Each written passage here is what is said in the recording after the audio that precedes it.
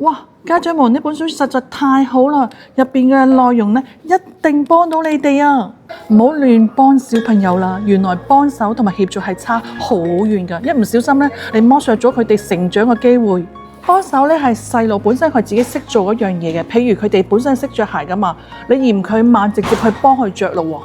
協助呢係小朋友佢係而家呢刻做唔到，或者係暫時做唔到嘅，需要家長們嘅協助，從旁嘅指引。譬如啦，好似砌圖咁樣啦，佢唔知呢塊圖擺喺度，你係講俾佢聽係喺邊度附近啦，唔係幫佢將塊圖砌咗出去咯。過度幫手呢係等於係干涉，根本係冇機會練習佢嘅思考同埋學嘅規劃。協助先係一個踏梯子，培養佢嘅解決嘅問題嘅能力啦，同埋自信力。家長們，今日你可以去試下，細路遇到困難時，你要先問下，要唔要俾個提示佢哋，唔好再直接去幫佢哋。